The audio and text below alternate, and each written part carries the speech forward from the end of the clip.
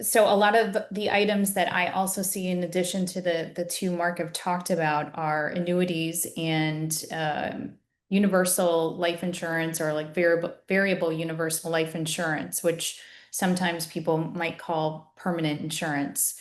If we were to start just talking about annuities, first, what is an annuity? It's really an agreement made with the insurance company that's set up as like a tax deferred growth vehicle.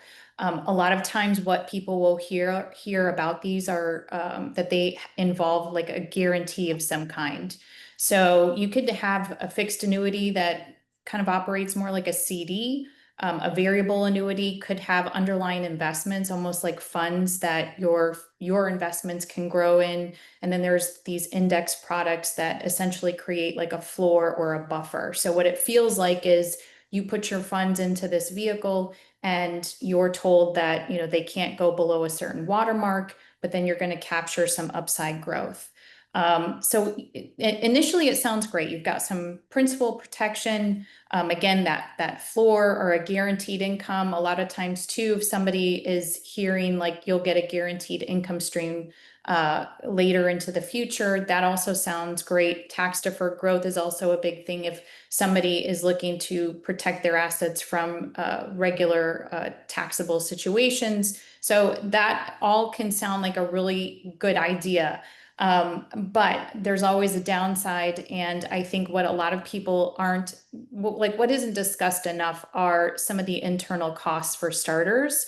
So in order to have this wrapper effect, or to have the insurance company kind of create this investment vehicle, there's a lot of high internal costs, which can sometimes be as much as like 3%. There's also, if we consider like a kind of like a T-chart situation, there is your actual account value, so the money that you put into this, and then there's also the income base. So you can have two simultaneous things happening where you have your investments that go into these insurance or like kind of like mutual fund type investments. It's growing at a certain rate, but then they also have that protection part that they promised you that said, hey, if the market goes down, you're going to still be at this floor and we're going to give you like this bonus structure. So what could ultimately happen is you have somebody sitting with this annuity that has an account value. Let's just say they put 200,000 in, and now they've got 250 in account value, but they have 350,000 in the income base. So if somebody decides, hey, it's been several years, I really am not into this. I don't feel like it's grown a lot. I want to do something different with my money. I'm not going to need the income later on down the road. Now what they're struggling with is if they were going to roll that out, and if this was an IRA, they could roll it to another IRA, but they're only going to be able to leave with that 250. So a lot of times they feel like, hey, I'm leaving the 350 on the table. How do I get access to that? Well, the only way they can do that is by taking advantage of the annuity payouts, which isn't always like a pension. It might just be, hey, we'll pay you out this amount of dollars for a number of years until there essentially is no more money left in this bucket. So it's kind of just a really expensive way to pay down those assets to you. And initially, if we were to look at that, we might say, well, hey, maybe that fits into your income strategy and that looks really great. But a lot of times as Mark mentioned, we've known each other for quite a while. I've been looking at a lot of these annuity statements for over 20 years. And I have to say, there hasn't been many opportunities where I've thought this was a great thing that a client did.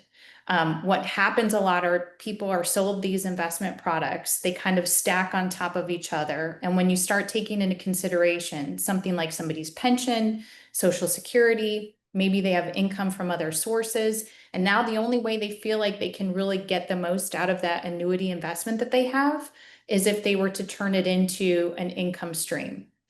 But now what we have are a lot of income sources, right? So we've got probably more income than the client needs. They're put into a higher tax bracket. Now they're battling with like IRMA, and everything is just costing that much more. And if they're not using all of that income, now that income is going into cash and sitting in their account. So, again, annuities, we really have to kind of take a look at what is the client getting from this, and how do we also project longer term what that's going to look like for them. If somebody doesn't need to have income later, then we probably have to ask ourselves why we're going into this in the first place. So I think the last, like, a question you should be asking yourself on those would be, if the word guarantee was not involved, would I invest in this? And probably one of the last reasons I would look to invest in an annuity is if I'm afraid. Meaning, if I'm afraid of what's going to happen in the market, that should not be a reason that you're going into an annuity for all of the other reasons that I just mentioned. So I see this a lot with people that are getting closer to retirement. They're often, again, presented as something that could provide them with some income stability. They might look at it as a solution to help with, hey, I'm worried about the market. But as we can see, there's a lot of different components here, and they might not end up doing as well longer term with their investments just because of the internal costs and expenses. And so similar to the annuity conversation are also the universal life insurance.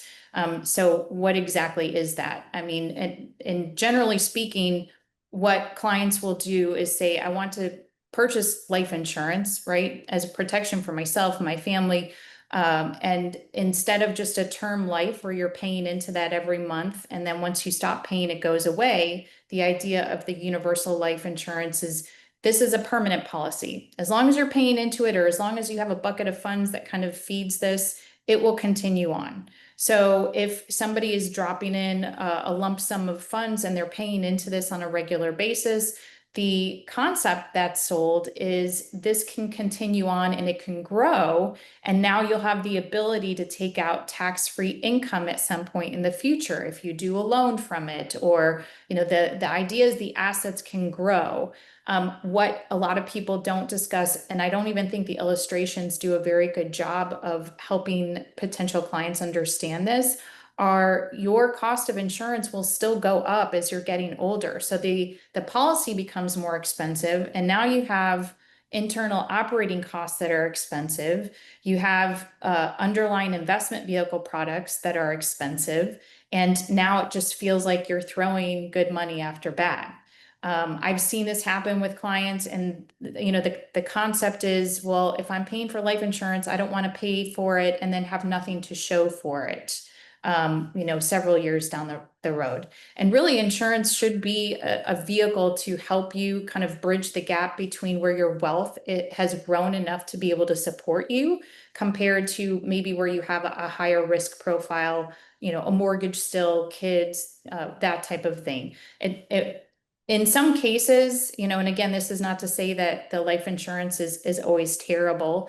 There's definitely some parts where it could be important if we're talking about leaving a legacy, or for it to be structured in a particular way. But if somebody's just talking about, I really need to cover my liabilities and make sure that my loved ones are taken care of, this can be a really expensive way to do it. And I think one of the things I've heard over the years too, we really shouldn't be bundling our investment with our insurance. If you think about, and what I've seen a lot of times with some of these products is that people might be paying, more than 4 times the amount of premiums compared to a similar product for a term life insurance. So if that is the argument, then why wouldn't we just purchase a term life policy and then maybe invest the rest, which would offer somebody more flexibility? The other downside that I see to these are that a lot of times people, will sign up to put in a lump sum or start paying it regularly.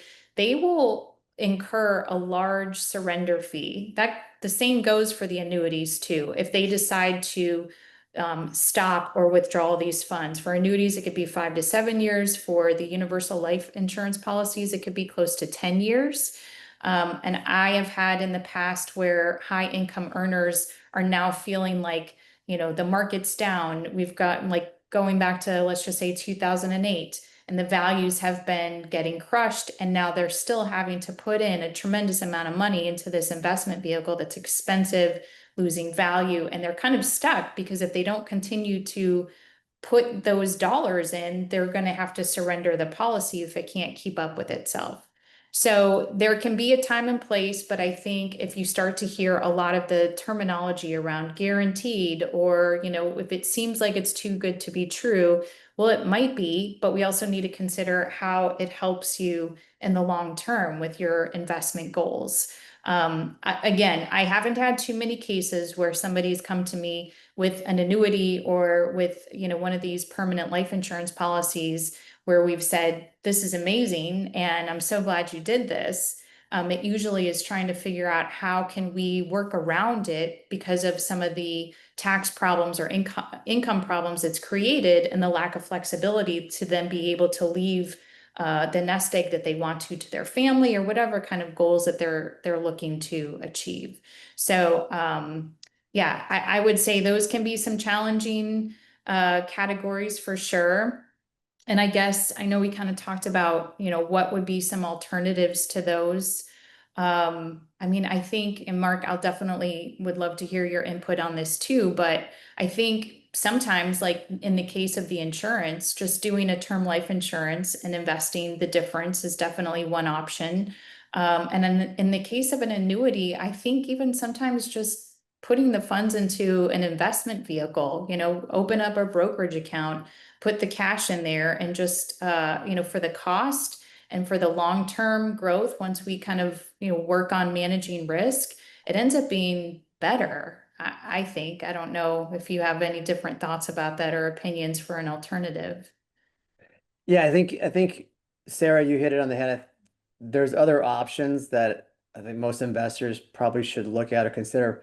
One of the things that I think driven that, not just for what you've talked about and I've talked about, is innovation, right? Innovation, like on the insurance side, I think you highlighted, there's now solutions that you don't have to go down that path.